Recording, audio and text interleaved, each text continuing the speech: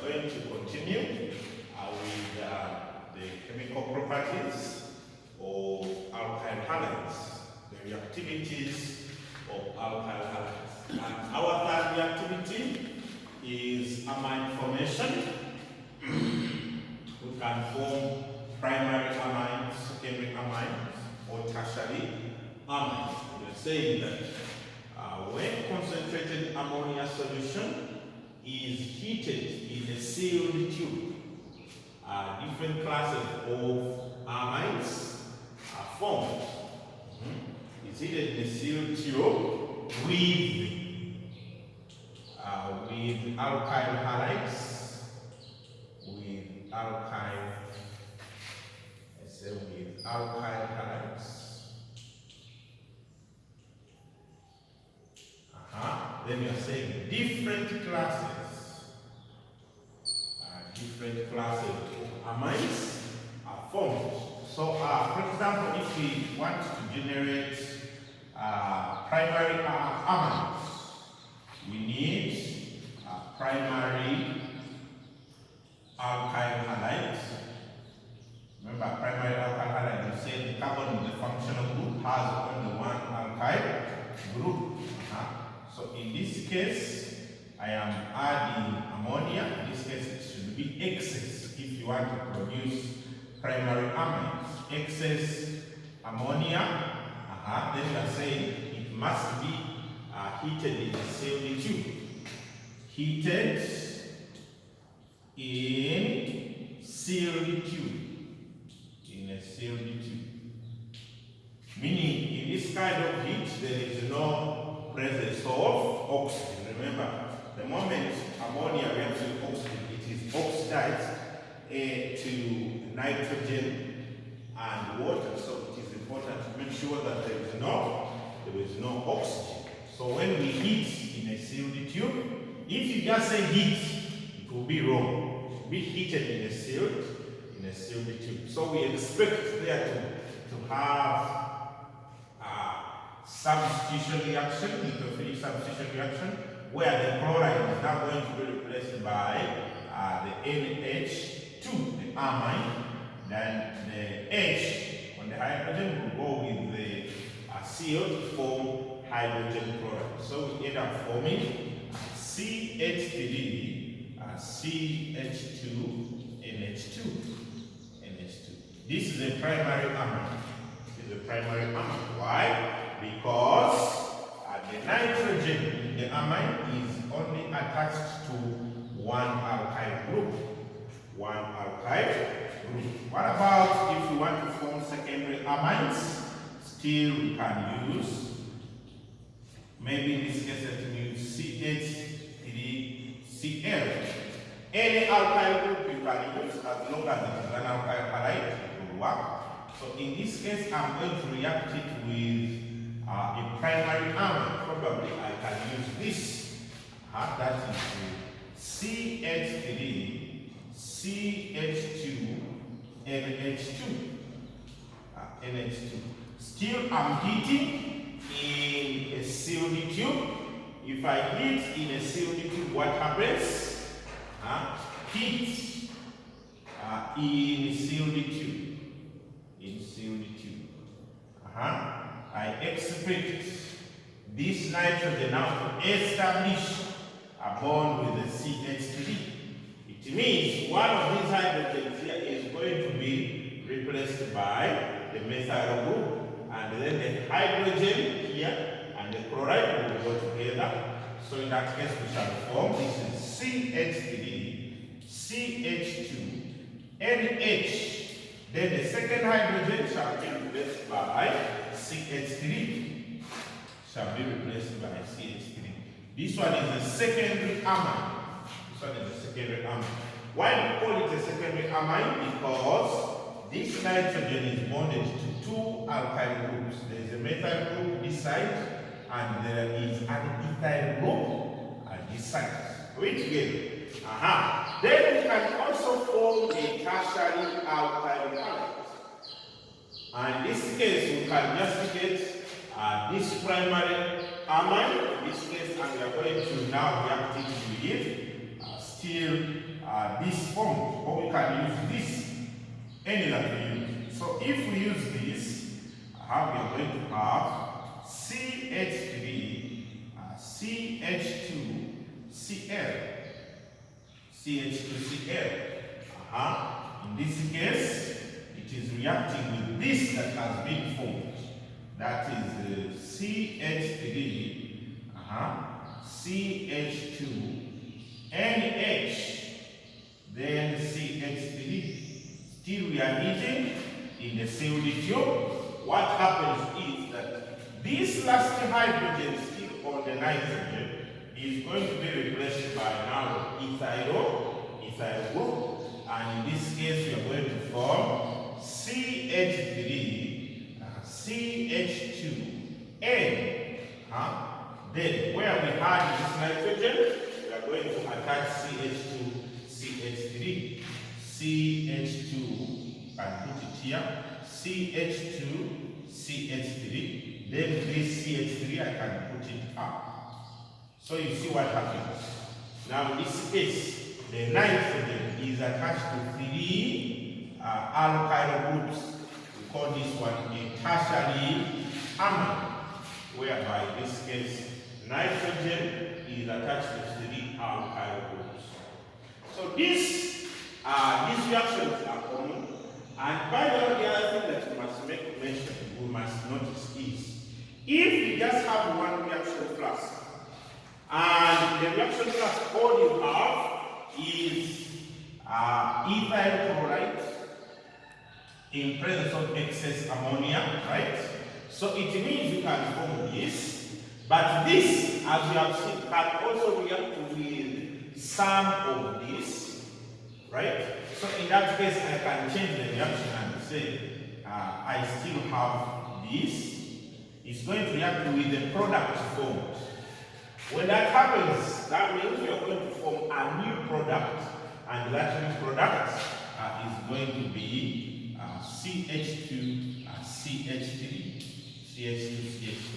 Now, this new product that has been formed can react with the excess of the ethyl chloride. Here. So if I'm reacting to the new products, there are the CH2, CH3 here. If I react this new product, which is a secondary amine, with ethyl chloride, it means that now I am going to replace this, and it becomes CH2 and CH3. So at the end of the reaction, you're going to have a mixture of products. You have a primary alkyl, a primary amine. You also have a secondary amine. Then you also have a tertiary amine. So this one is also possible. Whereas the reactions can be independent of each other, but still, if they are confined in the same sealed tube, for example, if it is the ethyl chloride confined with excess ammonia, there is a possibility of not only forming the primary amine, but also the secondary and also the tertiary amine. You form different classes of compounds. In fact, that's what we are going to say, that now this kind of reaction is not good for forming only one product. For example, if you are in a mechanism, if you want to form an amine from an alkyl halide, it's not good to use this method because it might end up giving you extra compounds that are not required. Because each of the compounds that is formed has the ability to react with a reactant, leading to the formation of more other products. Next, now we want to talk about is the cyanide formation. Or you can call it nitride formation. When heated, haloalkanes react with potassium cyanide in presence of an alcohol to generate what we call alkyl nitrides. These reactions are very important, especially in the elongating of the carbon chain or the skeleton. If you want to elongate the skeleton or the carbon chain of the compound, then it is important to use the cyanide. What I'm trying to say is, for example, e.g., if you have CH3, CH2, Cl, this is your ethyl chloride. If you add potassium cyanide is KCa, that is potassium cyanide, in the presence of an alcohol. In this case, an alcohol, you can use ethanol, you can use methanol, as long as we're talking about an alcohol. But now in this case, we are supposed to do what? To heat. We are supposed to heat. What happens is that now this chloride is going to be replaced by the cyanide. So we will have CH3, CH2, Cl. CH3, CH2, Cl. So you can see that the number of carbon atoms has now done what? Increased. They were previously 2, but now they are 3. And by the way, this compound here can be hydrolyzed to form an acid. And that acid will be called the carboxylic acid. So can you suggest the mechanism here? Let's try to suggest the mechanism for this reaction. So the mechanism is going to be purely substitution. Okay, so we want to suggest the mechanism of the reaction. In this case, we have said it is a nucleophilic substitution reaction. So we have potassium cyanide. Of course, this is a stronger salt since it is for potassium. Then it shall form this. So we have potassium ions and then the cyanide ions. So we are going to have, since this one is the primary alkyl halide, it is going to undergo biological nucleophilic substitution reaction, whereby the cyanide comes in to attack the carbon with the functional group, and the functional group breaks off. This is the formation of CH3, CH2, Cl. CH2Cl. Well, it is important to note that this is true. And by the other thing you must know, if we hydrolyze, if the cyanide, let's look at the hydrolysis of the cyanide. Hydrolysis of the cyanide. What happens when we hydrolyze the cyanide? We have said when the cyanide is hydrolyzed in reflux, a carboxylic acid is formed. So in this case, we can have CH3, CH2, Ca. That's cyanide right there. So we are adding what? Potassium. We are adding potassium. No, we are hydrolyzing. So we can hydrolyze by adding hydrogen ions in water. In this case, we are going to make sure the condition is reflux. What is a reflux? Reflux is controlled heat. So when you see reflux, you don't have to over-imagine what is reflux. Reflux is just we are moderating, we are controlling heat. That's what it means. That's what it means. So in this case, we are going to hydrolyze this into carboxylic acid, where the nitrogen is going to be replaced by a carboxyl group. So we form CH3, CH2, COOH. CH2, COOH. And it's important to note it like that. Sometimes they can say, right? They can say write the conversion. Convert CH3, CH2, CH2, Cl2 butanoic acid. Butanoic acid is CH3, CH2, CH2, COOH.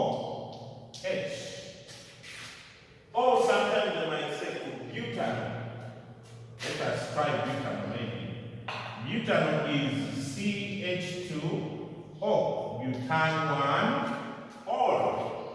The carbon atoms are 1, 2, 3, 4. 4 carbon atoms. They want you to convert 1 chloropropane to butane. Butane 1 ol, right? So how do we do that? So we have to know that if you want to increase the number of carbonic atoms from 3 to 4, we can use potassium cyanide, right?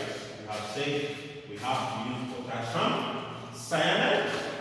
It must be in presence of an alcohol at reflux. So in this case, that's where I'm going to begin from.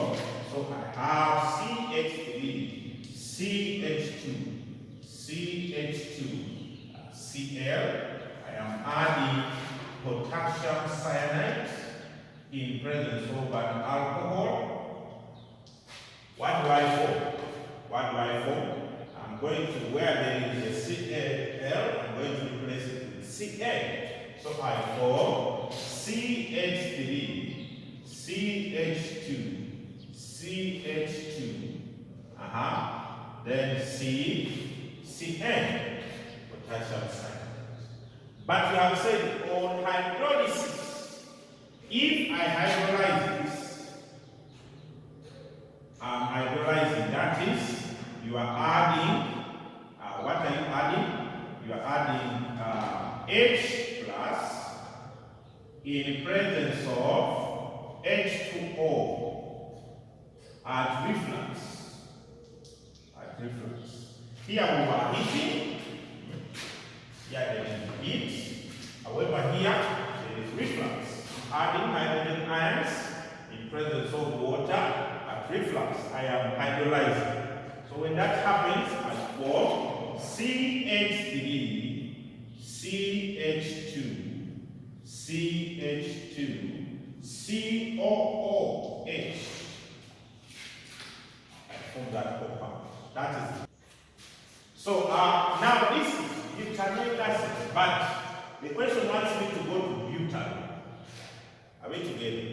To butane 1 ol. So how do you convert an acid to an alcohol?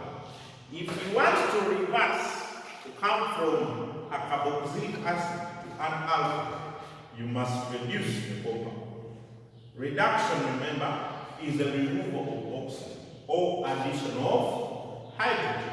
So how do I remove oxygen? Because you see that this one has 2 oxygen atoms, this one has 1. Or how do I add hydrogen? Because you see this compound has more hydrogen atoms than this. So we have reduction compounds that we use in organic chemistry, and that compound is called lithium aluminium tetrahydride. Lithium aluminium tetrahydride. This compound moves hand in hand with dry ether. Lithium aluminium tetrahydride is of dry ether. But sometimes they might not add the dry ether. So when you have it, whether you don't have it, still it will reduce that compound. When it reduces the compound, from a carboxylic acid it will form an alcohol. So it will be CH3, CH2, CH2. Then where we had COOH, it becomes CH2OH. CH2OH. So you see that I have done 3 steps from propyl chloride, or you can call it chloropropane, 1 chloropropane, to an alcohol with more carbon atoms. Of course, the other way of increasing the number of carbon atoms, if you remember, is going directly through an alkyne. It's going through directly an alkyne, as we are going to see later. Now, we are also saying that if you want aromatic nitrogen, These ones come from diazonium salts. Diazonium salts reacting with copper 1 cyanide. Reacting with copper 1 cyanide. So this is what is going to happen. This is what is going to happen. A diazonium salt. A diazonium salt is of this format. That is positive. This is a benzene diazonium salt. Benzene diazonium salt. When we react benzene diazonium salt with copper 1 cyanide, like that. That is copper 1 cyanide. The whole diazonium salt is going to be replaced by the cyanide group. It's going to be replaced by the cyanide group. So what we have, we have this.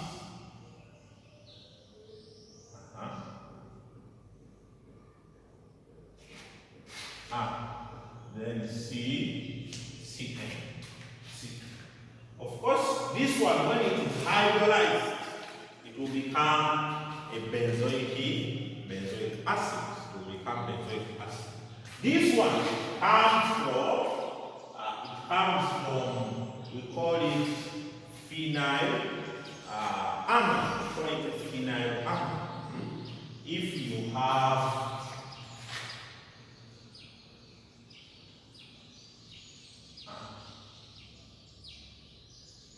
NH2.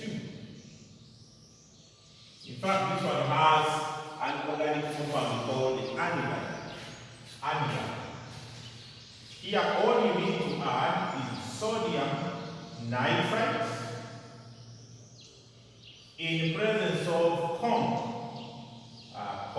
HCl below 10 degrees Celsius. Below 10 degrees Celsius. Some books might have below 5 degrees Celsius. Some books might have 0 to 10 degrees Celsius. Whatever they have, as long as the temperature is below 10 degrees Celsius, it's slightly cold. What we form? We form the benzene diazonium salt. Benzene diazonium salt, which is N triple bond NCl. N triple bond NCl. So, somebody might ask you a question. And in our question, we are saying convert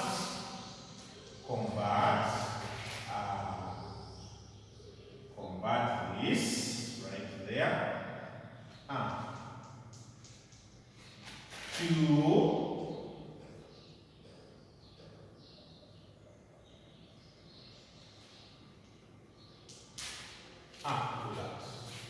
we are converting aniline to benzoic acid. How do you do that? You remember, this one can go to a diazonium salt, right? But this diazonium salt, if you react it with copper 1 cyanide, you can form that compound right there, right? Can form that compound right there. And this compound, when it is hydrolyzed in the presence of acidic water and reflux, you form benzoic acid. Are we together with that? You form benzoic acid. So it is important to remember that. What I'm saying is this. If I hydrolyze H plus H2O reflux, I form this.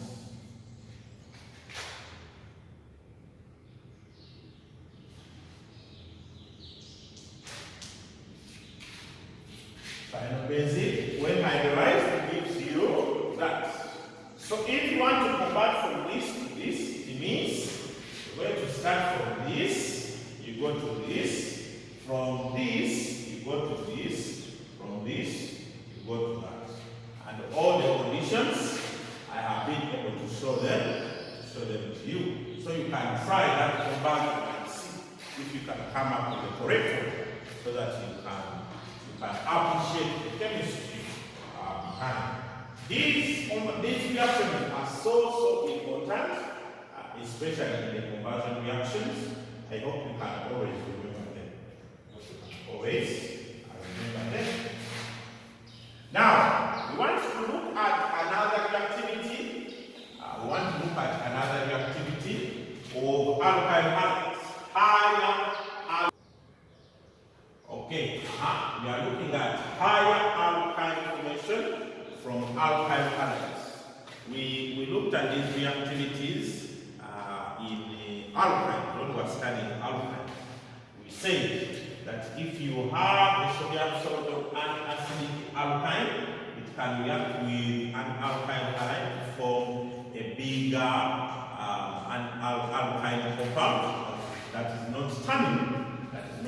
I.e., for example, if you have CH3Cl and you are reacting with CH3C triple bond CNA.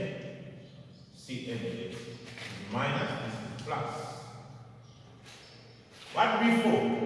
This sodium is going to be replaced by the methyl group. It's going to be replaced by the methyl group. It is transformation of CH3C triple bond C. Where we have sodium, then we have CH3. Where we have sodium, we have CH3. And then, of course, now the sodium will go with the chloride as a byproduct, which we might not so much care about.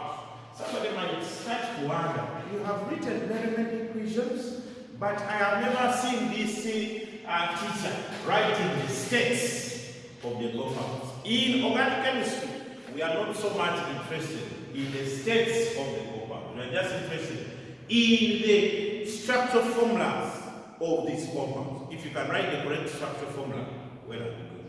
If you can write the correct structural formula, then you will be good to go. So I hope you remember this in elongating of change, in elongating of change. For example, if you remember, say convert CH3C triple bond C CH2 CH3.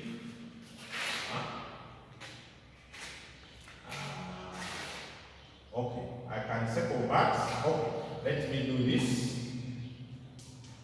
2 CH3 C triple bond C CH2 CH3. We are converting the propyne to, this is 1, 2, 3, 4, 5. Prop 2, 1. Prop 2, 1. Right? We want to make that conversion. But you can see, I mean page 2, 1, you can see that the carbon atom have increased. The carbon chain has become bigger. And this is the terminal alkyne. This one is non-terminal. So what happens is we add CH3, C triple bond, CH. Do you remember what we added? We added sodium in presence of lipid what? Lipid ammonia. I hope you remember that. The reactivity of alkynes. Sodium in presence of lipid ammonia. We replace this terminal hydrogen with the sodium. That's why we call it an acidic sodium salt of an alkyne. Na plus. Then this one becomes minus. Right? Now this one can be converted directly to what we are looking for by replacing the sodium with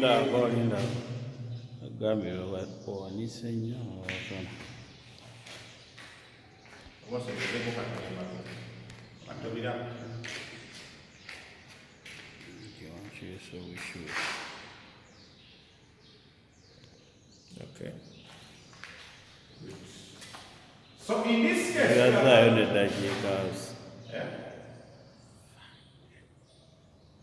So I'm going to replace this sodium with CH2, CH3, CH2, CH3. So I'm going to have CH3, CH2, Cl. Then alkyl halide, I'm going to add CH3, CH2, Cl. So the number of carbon atoms in the alkyl, they are the ones that they are determined by the number of carbon atoms that are supposed to be added on the what? On the chain. For example, when you look at this, we need how many more atoms? We need 2 more carbon atoms. So I add ethyl chloride. If we needed 3 more, I would have added the propyl chloride. I would have added the the alkyl halide of 3 carbon atoms. But now I have to add 2 carbon atoms because I want to add here 2 carbon atoms. Then I will form CH3. C, 3-4 bonds. C, then I add this, that is CH2, CH3, CH2, CH3. So alkyl halides can help us to elongate the carbon chains, especially in alkynes.